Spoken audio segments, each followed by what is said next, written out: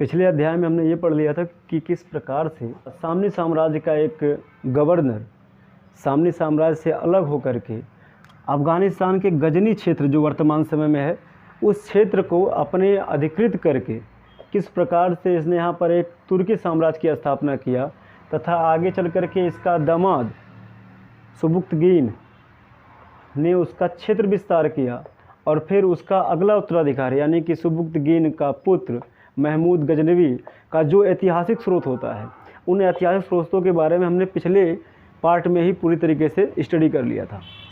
दरअसल महमूद गजनवी 998 ईस्वी में शासक बनने के उपरांत इसे इस्लाम धर्म में खुद का एक स्थान बनाना था, अतः इसने ताबड़तोड़ एक तरीके से बहुत ही अत्यधिक आक्रमण करना स्टार्ट कर दिया और इसने अफ़गानिस्तान के एक छोटे से भूभाग पर आक्रमण किया। उस भूभाग का नाम है सिस्तान। इसने प्रथम आक्रमण सिस्तान पर किया तथा सिस्तान पर जो शासक था वह शिया पक्ष का शासक था, शिया मुस्लिम था। उसका नाम था खल्प बिन अहमद। खल्प बिन अहमद को अपने अधीन करके बंदी बना करके इस पूरे क्षेत्र को अपने अधीन कर लेता है तथा उस क्षेत्र में लूटपाट करता है और फिर यह सिस्तान के बाद बल्ख, खुरासान व हेरात इन जगहों पर लगातार आक्रमण करता है और वहाँ से केवल और केवल धन संचयन करता है।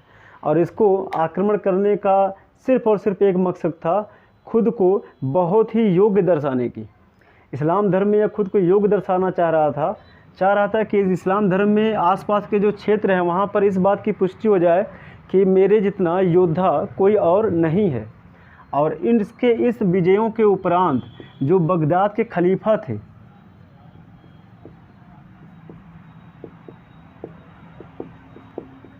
बगदाद के खलीफा अल कादिर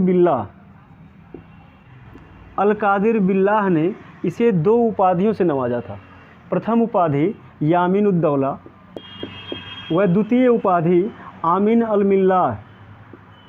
इन दोनों उपाधियों का अर्थ होता है यामीन उद्दौला अपने वंश में सर्वश्रेष्ठ और आमीन अल मिल्लाह यानी कि धर्म का रखवाला।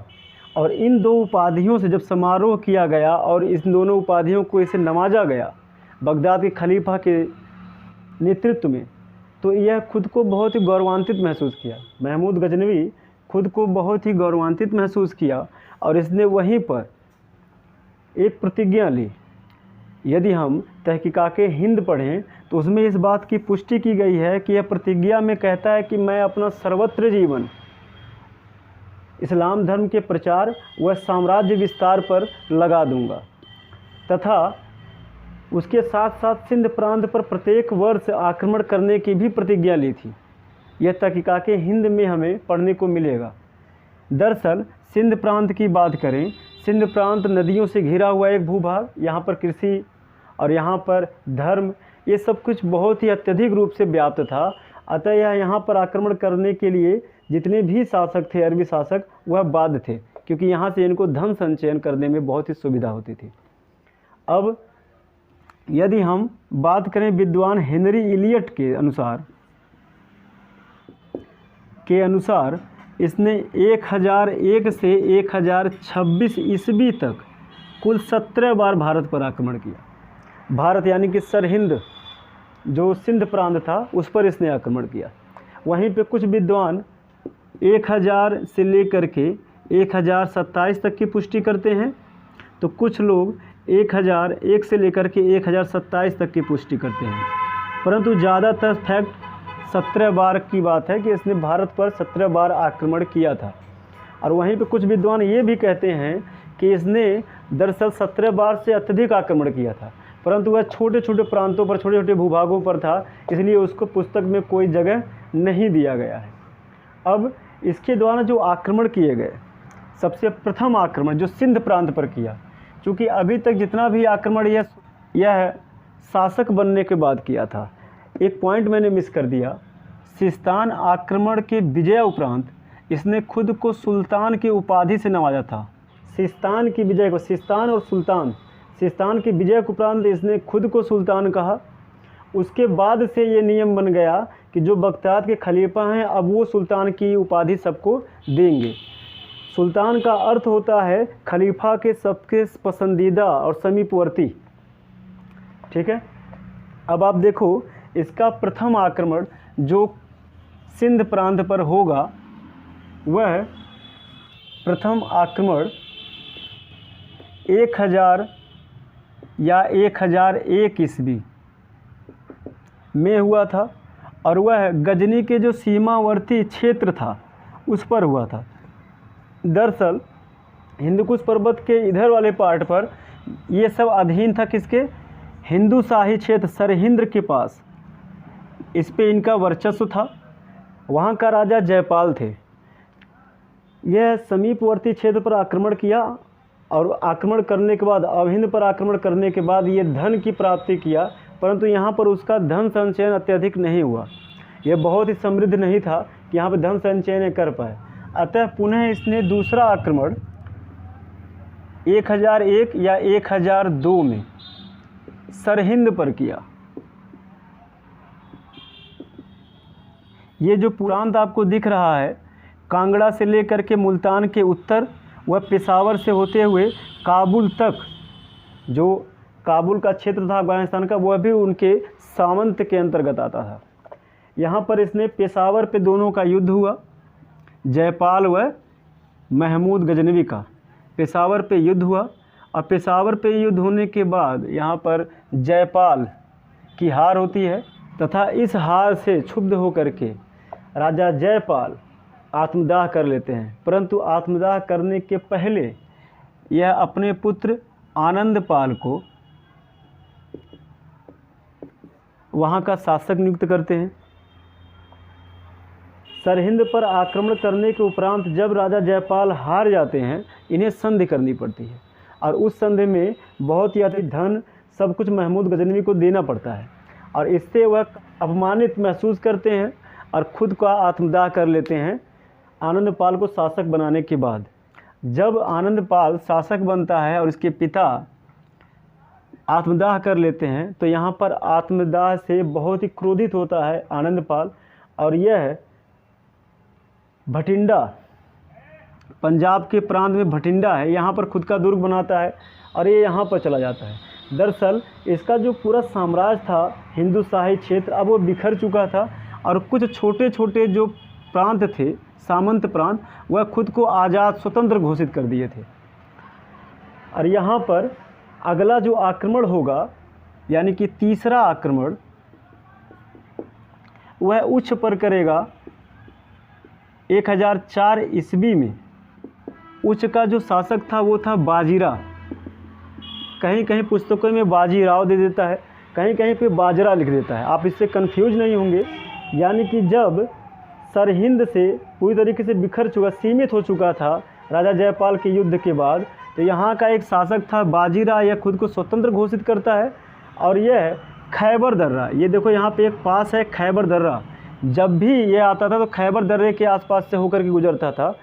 खैबर दर्रे को बंद करने के लिए बाजीराव ने प्रयास किया। जब यह सूचना महमूद गजनवी को मिली तो इसने उच्च पर आक्रमण किया, जो उच्च आज वर्तमान समय के पाकिस्तान के भूभाग में ही है। बाजीराव हारता है तथा बाजीराव वहाँ से भाग करके सिंध नदी की तरफ जाता है और वहाँ जंगल में शरण लेता है और शरण लेने के उपरांत बाजीराव बहुत ही अपमानित महसूस करता है और बाजीराव यहाँ पर आत्महत्या कर लेता है। मैंने आपको बताया कि आनंदपाल भटिंडा चले जाते हैं, चूँकि यह क्षेत्र इनके अंतर्गत था और भटिंडा के दक्षिणी भाग जो कुछ अपने भारत का पार्ट मिला करके और पाकिस्तान का पार्ट मिला करके ये मुल्तान हुआ करता था और मुल्तान पर जो शासक था वह शिया पक्ष का शासक था जिसका नाम था दाऊद। यानी कि इसका चौथा आक्रमण 1005 ईस्वी में मुल्तान पर हुआ। वहाँ का शासक था दाऊद। दाऊद पर आक्रमण करने के लिए सबसे पहले महमूद गजनवी ने भटिंडा के शासक आनंदपाल को हराया। आनंदपाल जब पराजित हो गए, आनंदपाल पराजित होने के बाद यहाँ से कांगड़ा चले गए, जो आगे चल करके नागरकोट में यानी कि ज्वाला देवी का मंदिर है, वहाँ नागरकोट चले गए। और यहाँ पर इसके बाद विवश कर दिया मुल्तान के शासक दाऊद को संधि करने के लिए, तथा उस संधि के उपरांत दाऊद को काफ़ी धन और कई बहुमूल्य वस्तुएं देनी पड़ी महमूद गजनवी को। और पुनः इसका 5वां आक्रमण 1007 ईस्वी में अवहिंद पर हुआ। अवहिंद पर आक्रमण करने के बाद इसने जब यहाँ को अपने अधीन, इसको साम्राज्य को अपने अधीन कर लिया, इसने जयपाल के पौत्र यानी कि पोता सुखपाल को यहाँ का शासक नियुक्त किया और हिंद का शासक नियुक्त किया। दरअसल सुखपाल इस्लाम धर्म कबूल कर लेता है और इसका नाम नौसा शाह हो जाता है। अतः महमूद गजनवी नौसा शाह को और हिंद का शासक नियुक्त करता है। परंतु जब यह महमूद गजनवी इसको शासक नियुक्त करके वापस जाता है गजनी, यहाँ से वापस जाता है गजनी, तो यहाँ पर इसने अपनी स्वतंत्रता का घोषणा कर दिया और पुनः महमूद गजनवी के द्वारा नौसा शाह को बंदी बना लिया गया। अब इसका 6वां आक्रमण 1008 ईस्वी में नागरकोट पर हुआ। नागरकोट, जहाँ पर आनंदपाल, नागरकोट जो हिमाचल में स्थित है, नागरकोट कांगड़ा पहाड़ी के पास में नागरकोट पर आक्रमण किया तथा आनंदपाल को पराजित किया और वहाँ से फिर से धन की लूट की। यहाँ पर भी आनंदपाल की हार होती है। नागरकोट पर से यह काफ़ी ज़्यादा धन प्राप्त करता है। जो ज्वाला देवी का मंदिर है वहाँ से काफ़ी ज़्यादा धन इसकी प्राप्त होती है। यह इसका 6वां आक्रमण था 1008 ईस्वी में। और फिर अगला आक्रमण यानी कि 7वां आक्रमण 1009 ईस्वी में अलवर के पास किया। अलवर जो वर्तमान समय के राजस्थान में स्थित है, वहाँ पर इसने अलवर में आक्रमण किया और यहाँ से भी काफ़ी ज़्यादा धन की लूट की। इस प्रकार से यह प्रत्येक वर्ष या 2 वर्ष के बाद हमेशा सिंध प्रांत के आसपास के क्षेत्र को लूटता रहा, परंतु यह सिर्फ सिंध प्रांत के उसी क्षेत्रों को अपने निशाने पर लेता था जहाँ से उसको वापस गजनी लौटने में आसानी हो। अब इसका फिर 8वां आक्रमण 1010 ईस्वी में मुल्तान पर पुनः हुआ। मैंने आपको बताया था कि मुल्तान का जो शासक था दाऊद, इसने उसको विवश कर दिया था संधि करने के लिए तथा अधीन होने के लिए। बाद में इसने कर देने से मना कर दिया और फिर से महमूद गजनवी मुल्तान पर पुनः आक्रमण किया और इस बार राजा दाऊद को, शासक जो दाऊद था, उसको बंदी बनाने के बाद इस पूरे मुल्तान को अपने अधीन हमेशा के लिए कर लिया। यह इसका पहला ऐसा युद्ध था, आक्रमण था, जो एक क्षेत्र को अपने अधीन किया इसने। और इसके बाद इसका 9वां आक्रमण, 10वां आक्रमण, ऐसे इसने भारत पर 17 बार आक्रमण किया। अगर हम उन आक्रमणों की पुष्टि करें, 9वां आक्रमण 1013 ईस्वी में किया और यह किया थानेश्वर पर, और थानेश्वर पर धन की लूट की। और फिर इस प्रकार से 10वां आक्रमण 1013 ईस्वी में ही नंद शाह पर किया। चूँकि आनंदपाल नंद शाह को अपनी नई राजधानी बनाया था। आनंदपाल भटिंडा के पास में हारा था और नंद शाह यहाँ पर स्थित इसने अपनी नई राजधानी बनाई और वहाँ का जो शासक यानी सामंत नियुक्त किया था वो त्रिलोचन पाल को किया था।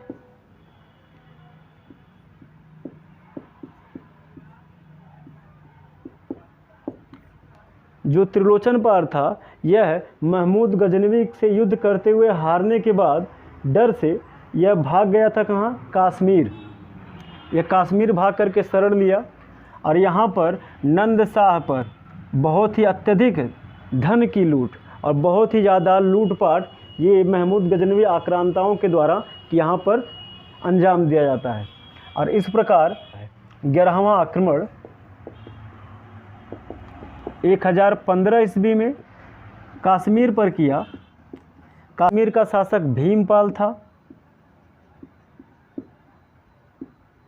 जो त्रिलोचन पाल का पुत्र था।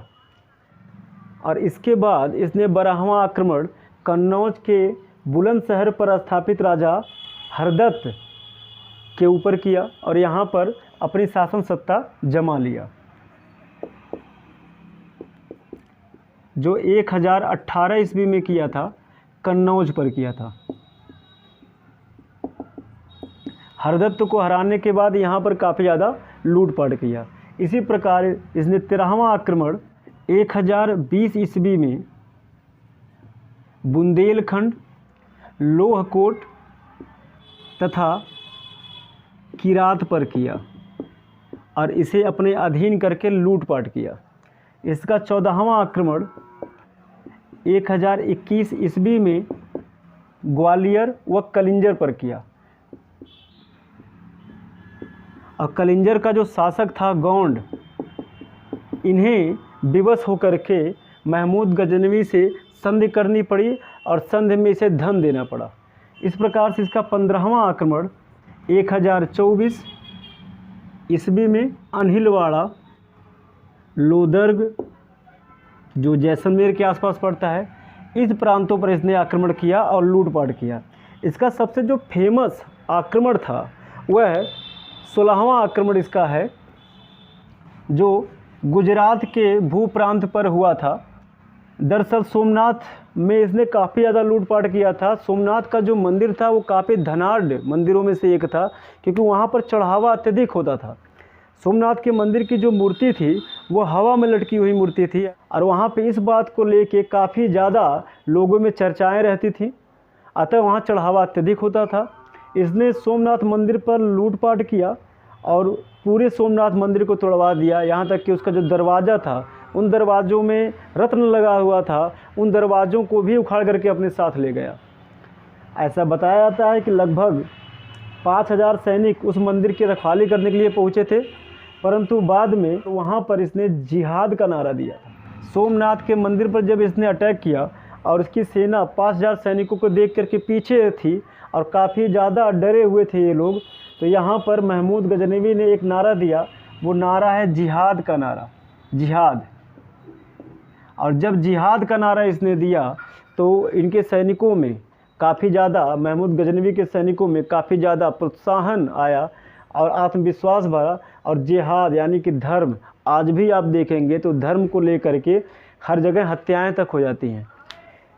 जिहाद के नारे के बाद इसकी सेना बहुत ही आक्रामक हो गई और तोड़ फोड़ करना स्टार्ट कर दी।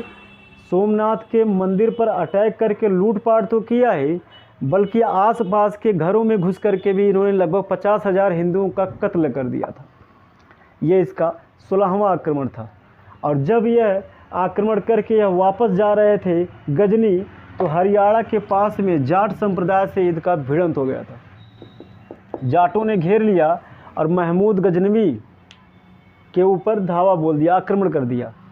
महमूद गजनवी जितना धन लेकर के जा रहा था उसका कई ज़्यादा धन जाटों ने छीन लिया, परंतु यह काफ़ी ज़्यादा क्रोधित जाटों के ऊपर हो गया था और प्री प्लानिंग कर चुका था कि मैं अगली बार आपको नहीं छोड़ूंगा। दरअसल जिहाद का नारा महमूद गजनवी ने सोमनाथ के अटैक पर 16वां आक्रमण जब इसने किया था तब किया था, और यह 16वां आक्रमण सन 1025 ईस्वी में हुआ था। यहीं से जिहाद का नारा दिया गया था और यहीं से मूर्ति भंजक महमूद गजनवी को कहा गया। और फिर 16वें आक्रमण के बाद जो 17वां आक्रमण इसका था वह 1027 ईस्वी में जाटों के विरुद्ध हुआ था। जो हरियाणा के पास के जाट थे, हरियाणा और मुल्तान मिलाकर के जो जाट थे, उनके विरुद्ध हुआ और यहाँ पर जाटों की हार हुई थी। इस प्रकार आज इसकी मृत्यु 1030 ईस्वी में हुई थी अफ़गानिस्तान में। अब यह सारे आक्रमण महमूद गजनवी के द्वारा सिंध प्रांत पर किए गए थे, परंतु सिंध प्रांत पर जितने भी आक्रमण किए गए थे साम्राज्य विस्तार को लेकर के इसकी मंशा नहीं थी, सिर्फ लूटपाट करके। और ये उन्हीं क्षेत्रों को लूटपाट तक किया था। भारत के उत्तरी पश्चिमी भूभाग को लूटपाट किया था, जिससे यह लूटपाट करके गजनी वापस भाग जाए। महमूद गजनवी का चैप्टर यहाँ पे क्लोज होता है। 1030 में इसकी मृत्यु होती है। उसके बाद महमूद गजनवी के मरणोपरांत गजनी का जो क्षेत्र था, साम्राज्य था, वो बिखरने सा लग गया। बिखरने का मेरा तात्पर्य यह है कि महमूद गजनवी के द्वारा उन प्रांतों पर, जिन प्रांतों पर उसने अपना वर्चस्व जबरन स्थापित किया था, उन प्रांतों के सरदार, उन कबीलों के शासक खुद को स्वतंत्रता की घोषणा कर दिए। और जब गजनी साम्राज्य सीमित हो रहा था, यानी कि इसका बिखराव हो रहा था, उन दिनों कई अलग अलग कबीले, कई अलग अलग वंश उभर करके सामने आए। परंतु हमें उन्हीं वंशों को पढ़ना है जिससे हमारा भारतीय प्रांत प्रभावित हुआ था। गजनी साम्राज्य व बल्ख के मध्य में एक प्रांत आता है गौर। गौर प्रांत का एक वंश उभर करके सामने आया जिसका नाम है संसवनी वंश। संसवनी वंश में 2 भाइयों का हमें वर्णन मिलता है। पहले का नाम गयासुद्दीन व दूसरे का नाम मोहम्मद गौरी। मोहम्मद गौरी का जो जन्म था 1449 ईस्वी में हुआ था, गौर प्रांत में हुआ था। और गौर प्रांत में जन्म लेने के कारण, गौर प्रांत बल्ख व गजनवी क्षेत्र के मध्य में स्थित क्षेत्र है। और यहाँ पर गौर प्रांत में जन्म लेने के कारण ही मोहम्मद गौरी के नाम के आगे गौरी लगाया गया। और 1173 ईस्वी में चूँकि गयासुद्दीन जो भाई था, इसका बड़ा भाई था मोहम्मद गौरी का, अतः इसका गौर प्रांत का ये सरदार था। आगे चल करके 1173 ईस्वी में मोहम्मद गौरी को एक उपाधि, मुइजुद्दीन की उपाधि से नवाजा जाएगा। मुइजुद्दीन की उपाधि प्राप्त करने के उपरांत गयासुद्दीन ने 1173 ईस्वी में ही अपने भाई को गौर प्रांत का शासक नियुक्त कर दिया। दरअसल 1173 ईस्वी की 2 घटनाएं हैं। पहला है मुइजुद्दीन उपाधि से नवाजना, तथा दूसरा है गौरी को शासक की नियुक्ति। यह 2 घटनाएं 73 में हुई थी। गयासुद्दीन के द्वारा ही मोहम्मद गौरी को यहाँ का शासक नियुक्त किया गया था। जब यह शासक बना और इसे मुइजुद्दीन की उपाधि मिली, मुइजुद्दीन की उपाधि इस्लाम धर्म में दी गई थी, अतः इसने जब खुद को गौरवान्वित महसूस किया और इसे एक कमांड मिला अपना साम्राज्य विस्तार करने से। दरअसल मोहम्मद गौरी जो पिछला शासक थे महमूद गजनवी, इनके बारे में जब इसने पूरी तरीके से स्टडी किया होगा तो इसे समझा होगा कि महमूद गजनवी का कहीं ना कहीं यह उसकी गलती ये थी कि इसने कहीं पर भी साम्राज्य विस्तार नहीं किया, यह सिर्फ और सिर्फ आक्रमण करके धन संचयन किया। अतः इसके मृत्यु के उपरांत इसका जो साम्राज्य था वो विस्तारित बहुत ही सीमित क्षेत्र में रह गया था। अतः इसने योजना बनाई अपना साम्राज्य विस्तार करने की। और इस साम्राज्य विस्तार में इसने सबसे पहला आक्रमण 1175 ईस्वी में किया मुल्तान पर। मुल्तान का जो क्षेत्र है सिंध प्रांत में आता है, यह आज वर्तमान समय के पाकिस्तान में स्थित है। मुल्तान पर आक्रमण किया। यहाँ पर एक कर्मठी जात रहती थी और यह कर्मठी जात शिया मुस्लिम थे। शियाओं पर इसने आक्रमण किया और वहाँ पर नरसंहार किया और वहाँ के क्षेत्र को अपने अधीन कर लिया। और इसके बाद इसने 1176 ईस्वी में भेरा पर आक्रमण किया। भेरा जो वर्तमान समय के पाकिस्तान में स्थित है, वर्तमान समय के पाकिस्तान पर स्थित है भेरा, यहाँ पर इसने आक्रमण किया। और ऐसा कहा जाता है, ऐसा पढ़ा जाता है, ऐसा लिखित है कि भेरा की जो महारानी थी, इसने अपने राजा को ही इसने जहर दे दिया था और अपने राजा की हत्या स्वयं कर दी थी। अब उस रानी का और मोहम्मद गौरी का क्या संबंध था, इसकी हम कोई पुष्टि नहीं करते। अतः इन छोटे छोटे साम्राज्यों पर जब इसने आक्रमण करके अपने अधीन कर लिया तो यह खुद को काफ़ी ज़्यादा योद्धा समझने लग गया। अतः यह यहीं पर एक गलती कर बैठा। इसने 1178 ईस्वी में गुजरात पर आक्रमण कर दिया। गुजरात पर, ये जो गुजरात का प्रांत है, यहाँ पर उन दिनों सोलंकी वंश का शासन था। सोलंकी वंश के शासक मूलराज द्वितीय के अंतर्गत ये आता था। और यहाँ पर नायका देवी के नेतृत्व में इसका पुत्र, नायका देवी का पुत्र भीम द्वितीय का सामना मोहम्मद गौरी से हुआ। भीम द्वितीय ने मोहम्मद गौरी को बुरी तरीके से हराया और यहाँ पर मोहम्मद गौरी को अपनी जान बचा करके यहाँ से भागना पड़ा। अतः मोहम्मद गौरी यह समझ चुका था कि भारत के अब किसी भी प्रांत पर या सिंध के किसी भी प्रांत पर अब आक्रमण करके जीतना असंभव हो चुका है। अतः पूरी कर्मठता और पूरी सजगता से ही आक्रमण करना पड़ेगा। यहाँ पर क्वेश्चन में ये उठा लेता है, पूछ लेता है कि पहली बार गौरी भारत के किस शासक से हारे? तो भीम द्वितीय। कहीं कहीं पर कुछ लोग कहते हैं कि मूलराज द्वितीय ने हराया था। दरअसल मूलराज द्वितीय का इस गुजरात प्रांत पर वर्चस्व था। नेतृत्व कर रही थी नायिका देवी और नायिका देवी का पुत्र भीम द्वितीय ने गौरी को पहली बार हराया था। अब इस प्रकार से यह अब अगला आक्रमण जो है काफ़ी सजगता से करेगा। और यहाँ पर इसका अगला आक्रमण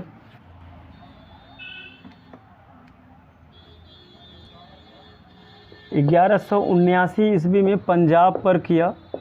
पंजाब पर जो शासन था, पंजाब यानी कि पाकिस्तान का ऊपरी पेशावर और अपना पंजाब मिला करके ये क्षेत्र था पंजाब का। पंजाब पर 1179 ईस्वी में मोहम्मद गौरी ने आक्रमण किया और वहाँ पर का जो शासक था खुसरो शाह, उसे पराजित किया। चूँकि खुसरो शाह गजनवी साम्राज्य का अंतिम शासक, क्वेश्चन में पूछ लेता है कि गजनवी साम्राज्य का आखिरी शासक या अंतिम शासक का नाम खुसरो शाह था। पंजाब में उसका सामना हुआ था मोहम्मद गौरी का और यहाँ पर खुसरो शाह की हत्या हो जाती है, यानी कि मृत्यु हो जाती है और इस प्रांत पर मोहम्मद गौरी का वर्चस्व स्थापित हो जाता है। अगला आक्रमण इसने 1185 ईस्वी में सियालकोट पर किया तथा सियालकोट पर अपना वर्चस्व स्थापित कर लिया। और इसके बाद इसने 1188 ईस्वी में भटिंडा पर आक्रमण किया। जो भटिंडा का क्षेत्र है वह पंजाब से उस समय अलग था। आज वर्तमान समय के पंजाब में भटिंडा स्थित है, परंतु जिस समय की बात मैं कर रहा हूँ, जब इसने पंजाब पर अपना वर्चस्व स्थापित किया था तो ज़्यादातर पंजाब पाकिस्तान में पड़ता था और अपने पंजाब का कुछ हिस्सा था। परंतु 1188 ईस्वी में इसने भटिंडा पर आक्रमण किया और भटिंडा का एक स्थान ताबर हिंद किला, इसने ताबर हिंद किले को अपने अधीन कर लिया। ताबर हिंद का किला, चूँकि यह ताबर हिंद किले पर जब अपना वर्चस्व स्थापित किया, अपने अधीन कर लिया, यहीं से एक रास्ता खुल गया पृथ्वीराज चौहान व मोहम्मद गौरी के युद्ध को लेकर के। रीजन कारण यह था, ये ताबर हिंद का जो किला था ये पृथ्वीराज चौहान के अधीन आता था। जब इसने आक्रमण किया तो पृथ्वीराज चौहान अपना आक्रमण ताबर हिंद किले के पास किए और अंत में ताबर हिंद किले को मोहम्मद गौरी से छुड़वा लिया। मोहम्मद गौरी को हरा करके वहाँ से भगा दिए और उसके बाद भाड़ने के उपरांत फिर आगे चल करके 1191 ईस्वी में पृथ्वीराज चौहान व मोहम्मद गौरी का आमना सामना हुआ तराइन के क्षेत्र पर। तराइन के क्षेत्र पर दोनों का आमना सामना हुआ 1191 ईस्वी में। इसे हम कहते हैं तराइन का प्रथम युद्ध। तराइन के प्रथम युद्ध में जो 1191 ईस्वी में हुआ था, मोहम्मद गौरी की हार हुई, वह मोहम्मद गौरी बंदी बना लिया गया। यह तराइन का प्रथम युद्ध मोहम्मद गौरी व पृथ्वीराज चौहान के मध्य हुआ था। पृथ्वीराज चौहान इस युद्ध में विजयी थे। मोहम्मद गौरी को बंदी बना करके पृथ्वीराज चौहान के समक्ष लाया गया और पृथ्वीराज चौहान ने मोहम्मद गौरी को छोड़ दिया, यह सोच करके कि आगे चल करके इससे पश्चाताप होगा और फिर पुनः मोहम्मद गौरी आक्रमण नहीं करेगा।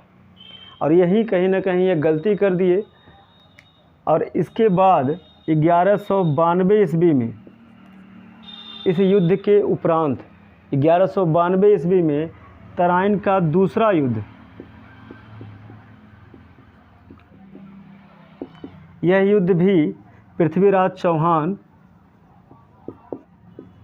व मोहम्मद गौरी के मध्य हुआ था।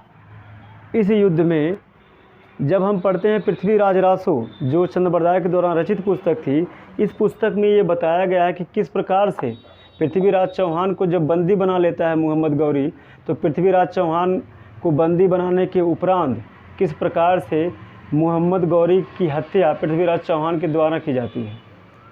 तथा दूसरी विचारधारा ये कहती है कि पृथ्वीराज चौहान को बंदी बनाने के बाद मोहम्मद गौरी ने पृथ्वीराज चौहान को मारा नहीं था। वहीं पे तीसरा ये भी विचार कहता है कि पृथ्वीराज चौहान की हत्या मोहम्मद गौरी के द्वारा की गई थी। और फिर आगे चल करके जो ऐतिहासिक वर्णन हमें मिलते हैं, आगे मिलता है कि इसका भारत पर आकरा आक्रमण 1194 ईस्वी में हुआ। यह आक्रमण इसका कन्नौज पे हुआ था। कन्नौज का जो शासक था जयचंद था। जयचंद की इसने हत्या कर दी, जयचंद मारा गया और पुनः कन्नौज पर इसका वर्चस्व स्थापित हो गया 1194 ईस्वी में। दरअसल ये जो तीनों भूमिकाएं हैं एक दूसरे से संबंधित भूमिकाएं हैं, जैसे कि मोहम्मद गौरी, पृथ्वीराज चौहान व जयचंद, ये तीनों आपस में जुड़ी हुई हैं। दरअसल कई इतिहासकारों का ये मत है कि मोहम्मद गौरी को जयचंद ने, कन्नौज के शासक जयचंद ने ही आमंत्रित किया था चौहान वंश के क्षेत्र पर आक्रमण करने के लिए। पृथ्वीराज चौहान पर आक्रमण करने के लिए इसलिए कहा था क्योंकि जयचंद व पृथ्वीराज चौहान का पहले कभी मित्रवत व्यवहार था। किसी कारणवश, मैं उन कारणों की कोई पुष्टि नहीं करता, किन्हीं कारणवश इन दोनों का आपस में मतभेद हो गया। अतः जयचंद ने यहाँ पर पृथ्वीराज चौहान के साथ धोखा किया तथा मोहम्मद गौरी को आमंत्रित किया पुनः आक्रमण करने के लिए। उन सारे खुफिया जानकारियों को जयचंद ने मोहम्मद गौरी को बताया, जिससे मोहम्मद गौरी अपनी संपूर्ण व्यवस्था के साथ दोबारा आक्रमण किया। पृथ्वीराज चौहान ने कई शासकों का समर्थन भी लिया, वह युद्ध में भाग लेने के लिए भी आमंत्रित किया। कई शासक आए और कुछ शासक जैसे कि जयचंद, ऐसे कुछ शासक थे जो उस युद्ध में भाग नहीं लिए, वह अपना साथ नहीं दिए। अतः यहाँ पर इस युद्ध में राजा पृथ्वीराज चौहान की मृत्यु हुई, इनका साम्राज्य बिखरा और पुनः 1194 ईस्वी में मोहम्मद गौरी ने ही कन्नौज पर अपना आक्रमण किया और जयचंद को भी पराजित किया। यानी कि कर बुरा तो हो बुरा। जयचंद पर आक्रमण करने के बाद जयचंद मारा गया और पूरे क्षेत्र पर मोहम्मद गौरी का राज्य स्थापित हो गया। अब अगला जो आक्रमण होगा वह अनिलवाड़ा पर किया गया। अनिलवाड़ा पर जो आक्रमण था वह मोहम्मद गौरी के द्वारा नहीं किया गया। मोहम्मद गौरी का एक गुलाम था जिसका नाम था कुतुबुद्दीन ऐबक के द्वारा किया गया। अनिलवाड़ा पर आक्रमण करने के उपरांत कुतुबुद्दीन ने जो धन को लूटा, उस लूट का कुछ हिस्सा लगाया इल्तुतमिश के खरीद पर। इल्तुतमिश, आप इन दोनों नाम को नोट डाउन करेंगे क्योंकि आगे हम जो पढ़ेंगे दिल्ली का साम्राज्य, इन दोनों के इर्द गिर्द ही सारी घटनाओं का जिक्र होगा। इल्तुतमिश ने जब अनिलवाड़ा का आक्रमण किया, अभी तक जो भी आक्रमण 1194 ईस्वी में किया गया, उस आक्रमण में भाग लिया था किसने? मोहम्मद गौरी ने, और उसका सेनापति या उसके साथ कुतुबुद्दीन ऐबक ने भी भाग लिया था। परंतु अब अनिलवाड़ा का जो लूटपाट होगा वह कुतुबुद्दीन ऐबक के द्वारा ही किया गया और उसका कुछ हिस्सा लगाया गया इल्तुतमिश की खरीद पर। और इस प्रकार से मोहम्मद गौरी 1202 की घटना है। कुतुबुद्दीन ऐबक ने चंदेल पर आक्रमण किया, वह परमादि देव को हरा करके अपनी सत्ता स्थापित कर लिया। दरअसल 1202 ईस्वी में जब सूचना मिलता है मोहम्मद गौरी को, तो यह मोहम्मद गौरी भारत के सिंध प्रांत से कूच कर जाता है और चला जाता है गौर। चूँकि गौर में 1202 ईस्वी में मोहम्मद गौरी का भाई गयासुद्दीन की मृत्यु हो जाती है और इसके मृत्यु उपरांत मोहम्मद गौरी अभी तक जो शासन सत्ता चला रहा था 1173 से लेकर के 1202 ईस्वी तक, वह गयासुद्दीन के अधीन चला रहा था। इसके मृत्यु के बाद, गयासुद्दीन की मृत्यु के बाद मोहम्मद गौरी एक स्वतंत्र शासक बन गया तथा 1202 ईस्वी की 3 घटनाएं हैं। पहला, चंदेल पर आक्रमण कुतुबुद्दीन ऐबक के द्वारा, गयासुद्दीन की मृत्यु। तीसरा, मोहम्मद गौरी का स्वतंत्र सत्ता की स्थापना तथा तीसरा, 1202 ईस्वी में इसकी मृत्यु के उपरांत मैंने आपको बताया था कि गयासुद्दीन पश्चिमी प्रदेशों पर आक्रमण करने को बाध्य था, इसको पश्चिमी देशों की तरफ कूच करता था, युद्ध करता था। जब गयासुद्दीन की जब मृत्यु हो जाती है तो फिर ईरान में विद्रोह सा हो गया, एक विद्रोह व्याप्त हो गया लगभग 1205 ईस्वी के तहत।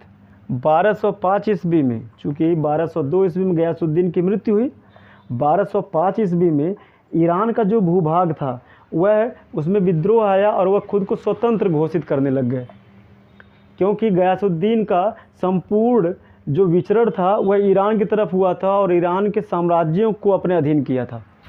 इससे मोहम्मद गौरी यह समझ चुका था कि ईरान की जो गृह युद्ध है इससे अच्छा है कि मैं सिंध प्रांत पर अपना वर्चस्व स्थापित करूं, और आगे फिर मोहम्मद गौरी सिंध प्रांत की तरफ आएगा और जब सिंध प्रांत की तरफ कूच करेगा, क्योंकि पंजाब का जो क्षेत्र था, यहाँ पंजाब में एक खोखरो जनजाति होती थी, इसने विद्रोह कर दिया। अतः पुनः मोहम्मद गौरी भारत आता है, यानी कि पंजाब के खोखरो जनजाति पर नरसंहार करता है और वहाँ पर उस विद्रोह को कुचल देता है। जब यह विद्रोह कुचल करके वापस जाता है, यानी कि 1206 ईस्वी में ये घटना है, जब यह खोखरों के विद्रोह को कुचल करके पंजाब से वापस जाता है तो सिंध नदी के तट पर 15 मार्च 1206 ईस्वी में सिंध नदी के दमयक तट पर इसकी हत्या हो जाती है। कुछ इतिहासकार कहते हैं कि खोखरों का एक युवक मोहम्मद गौरी की हत्या कर दिया। अतः यदि हम अब प्रश्नावली की बात करें तो मोहम्मद गौरी व महमूद गजनवी, इन दोनों में जिन प्रश्नों का उल्लेख हमें प्राप्त होता है इस क्लास के बाद आपको पीडीएफ में मिल जाएगा। पीडीएफ में आपको तुर्क आक्रमण से जितने भी क्वेश्चंस बनते हैं उन सही प्रकार के क्वेश्चनों को डाल दिया गया है। सिर्फ 39 क्वेश्चन अगर आप स्टडी कर लेते हैं तो आपको तुर्कों के आक्रमण से कहीं और से कोई क्वेश्चन नहीं बनेगा, चाहे कोई वनडे एग्ज़ाम हो या कोई प्री एग्ज़ाम हो, उसमें आपको इससे अलग कहीं से कुछ पूछेगा नहीं। अतः आप लोग पीडीएफ को ज़रूर डिस्क्रिप्शन बॉक्स में जा करके उसके लिंक से पीडीएफ को डाउनलोड कर लें। Thank you so much.